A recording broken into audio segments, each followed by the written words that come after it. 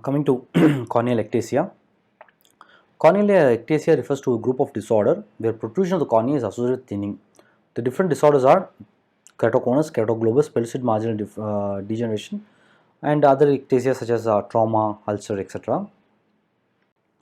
So first is keratoconus. It's an important topic, very important from your entrance exam point of view.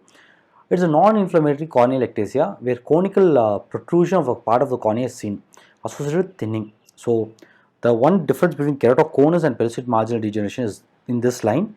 There is protrusion of the cornea with the thinning, but in the case of pellucid marginal degeneration, there will be thinning on one part and there will be protrusion below that, like a pot belly. That's what is pellucid marginal degeneration. Pellucid marginal degeneration is pot belly, whereas in keratoconus, the thinning and the protrusion is in the same place. It is bilateral. Okay, it's genetic, so bilateral, but asymmetric, where one eye is more affected than the other. That's one key point. It presents in the adolescent age group. The common complaint is frequent change of refraction and lack of clarity with the prescribed glasses. It's very logical. The patient will complain of decreased vision, so that's the reason, even after a correction. So that's when you have to think about keratoconus. There are lots and lots of signs which we'll discuss. So all these things will help you out in diagnosing keratoconus. So this is irregular myopic astigmatism. As I told you, there is conical projection. Because there is conical projection, what happens is there will be myopia, number one. Then the projection will be irregular because which part of the tissue is involved we don't know. So there will be like a lot of irregularity, and astigmatism because the cylindrical power will also be affected.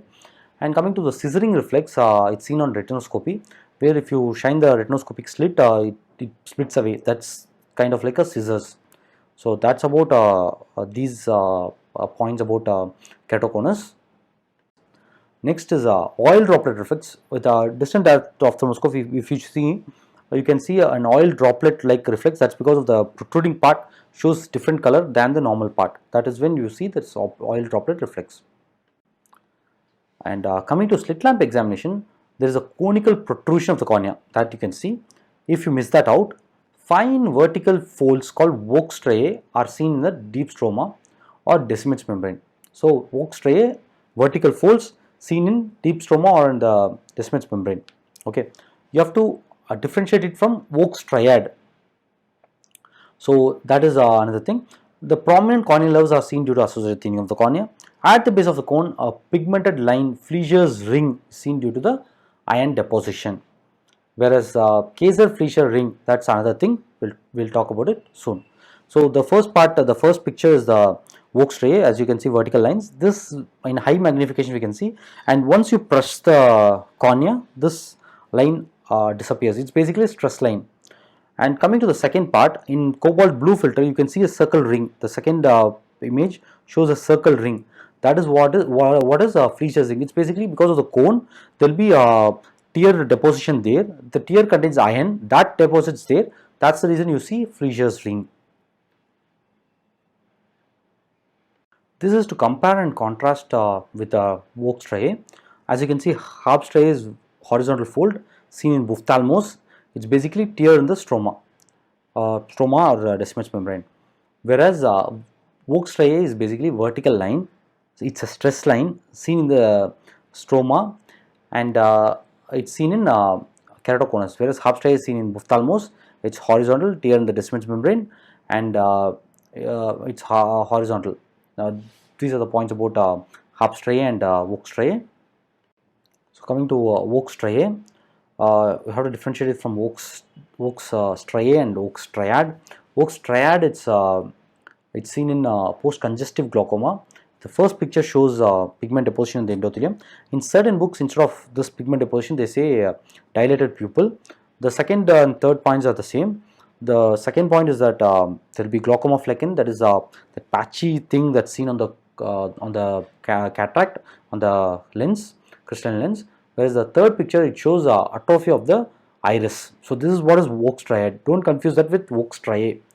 Just to clarify you, I am showing all these pictures.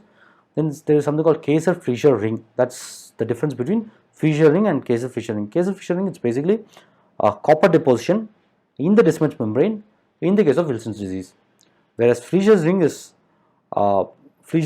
iron deposition seen in the case of keratoconus, and it's basically on the epithelium. It's like a ring. So that's the difference. Then coming to Munson sign.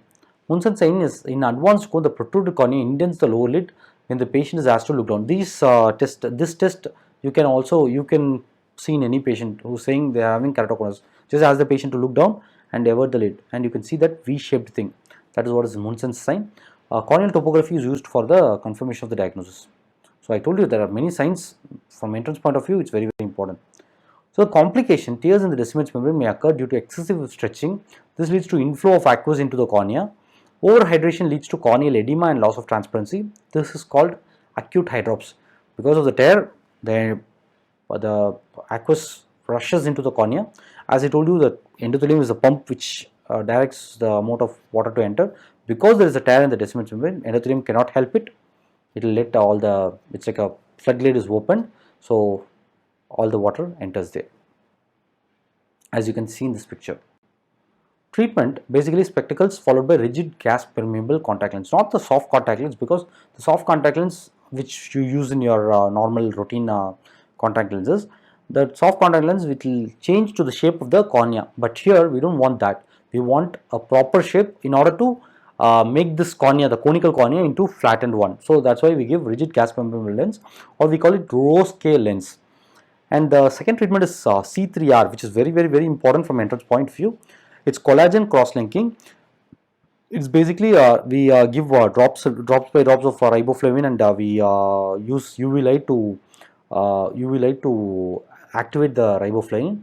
That's why it's called collagen cross-linking with riboflavin. That's why it's called C3R, which is to it basically gives strength to the cornea, and hopefully it will lead to flattening of the cornea. Keratoplasty is done in advanced cases. The second picture shows you there's a keratoplasty that's being done. In the case of advanced cases, the patient is finding it very difficult to read, so that's when we give we do keratoplasty in order to prevent acute hydrops also.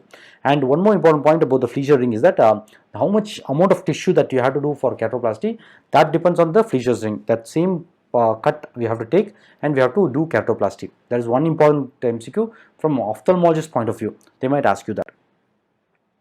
Associations of keratoconus, Down syndrome, vernal catarrh, Turner syndrome, blue sclera, Marfan syndrome, aniridia, all these things you can remember. Halodanus, retinitis pigmentosa, Leber's congenital amaurosis, osteogenesis imperfecta. But two important causes, you should know the cause. Leber's congenital amaurosis and vernal catarrh. Vernal catarrh is basically in itchy condition. The patient starts rubbing, and Leber's congenital amaurosis also patient will be rubbing. So these two conditions, what happens is, and Down syndrome also, because mentally retarded, the patient might be rubbing their eyes. Because of rubbing, what happens is the cornea tends to become conical. Because of constant rubbing, there will be irritation. Because of the irritation, there will be protrusion of the cornea. That's very important. So vernal keratoconjunctivitis is very important from entrance exam point of view. That leads to keratoconus. So keratoconus is over. Now the next topic is keratoglobus. Keratoglobus is a rare condition where the entire cornea is abnormally protruded. As you can see in this picture, it's very weird that the entire cornea is being protruded. Maybe associated with Leber's congenital amaurosis, I told you, because of rubbing could be. Scleral contact lens and keratoplasty are the treatment options. So there's no C3R or all these things, because it's not a localized thing for us to aid in C3R. So scleral contact lens, because till the sclera we need a contact lens. Unlike keratoconus, we just put a proper contact lens there. So that's about keratoglobus. Coming to pellucid marginal degeneration, it's a fascinating topic. It's basically a bilateral progressive thinning disorder involving inferior peripheral cornea, and you can see here a crescent-shaped band of corneal thinning is present from 4 o'clock to 8 o'clock. That is like this straight zone, separated from the limbus by a zone of normal cornea, and this is the thinning part. There will be protrusion below, like a pot belly. How a patient has pot belly, there will be protrusion below and the thinning will be above. That's one viva question that they ask us in ophthalmology. Very important from our ophthalmology exams point of view. But the examiners are fascinated by this. They can ask this as a question for you in the entrance exam. So coming to irregular myopic astigmatism, the same like as in case of keratoconus. And this one feature, lobster claw appearance in the corneal topography, that's one MCQ that they frequently ask us in our vivas and all. So lobster claw pattern in this topography picture, as you can see, like a lobster claw, that is very important in a case of pellucid marginal degeneration. If you forget all the points, Just 2 points about pellucid marginal degeneration is that palpably thing, there will be a thinning followed by protrusion below. Second thing is lobster claw pattern. These two things are very, very important.